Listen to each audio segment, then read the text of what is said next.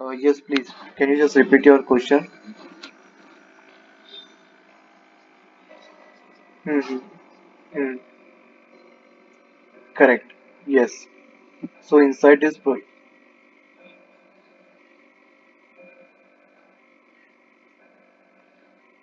because inside this project, this is only the project name. Means right when you're working on the cloud, okay, you can have several projects at a time. So when we create a project, inside this project, we need to give the permission to certain set of user, like you, me, so that we can prevent the data from being lost.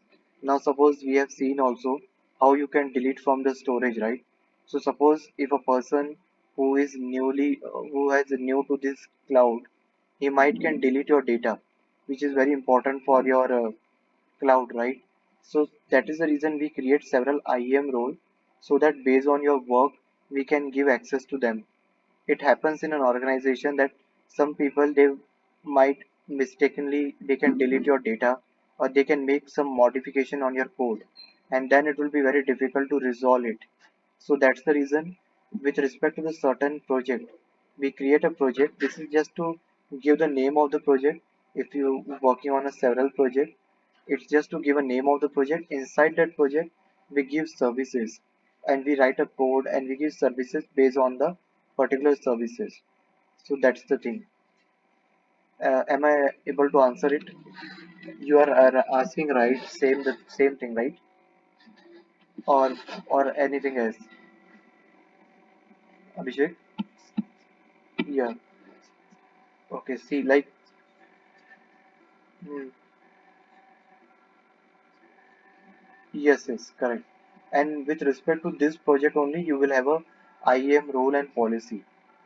Okay, means like suppose when you will going to develop a project, you know what is the database password, right? What is the username? When you create a Gmail account, you will know what is the username and password.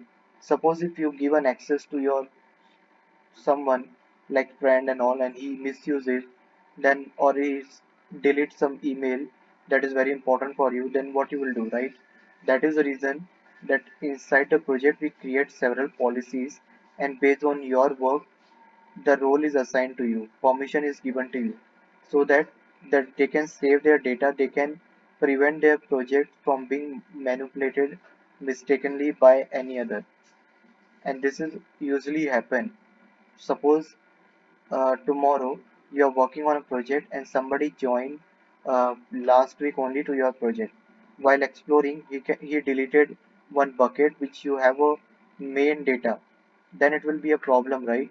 Again, you need to save the data and might be suppose you don't have data on your local system. So from where you will create the data, right?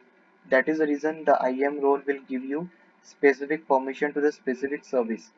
Like suppose if I am a data engineer, I will have access of only data related stuff. Abhishek, if you are a machine learning data science, you will have access to this notebook, AI instance like this, ML engine.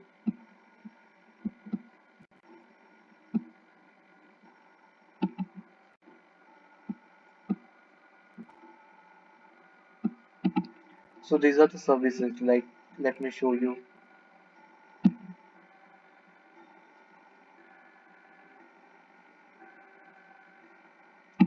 this Vertex AI. In the inside this AI platform, you will get machine learning, natural language processing, recommender system. These all are machine learning, artificial intelligence based.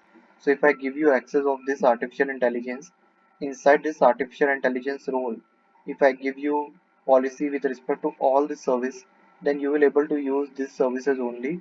You will not be able to use previous services. So that is the reason we create policies role in any cloud. And this is common in every cloud also. In AWS also, it is like that.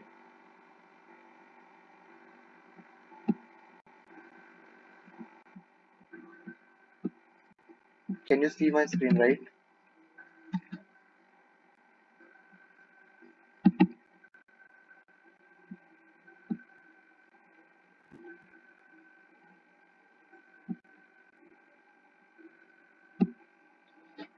This is I have an account in AWS also, so I'm going to show you that how the roles are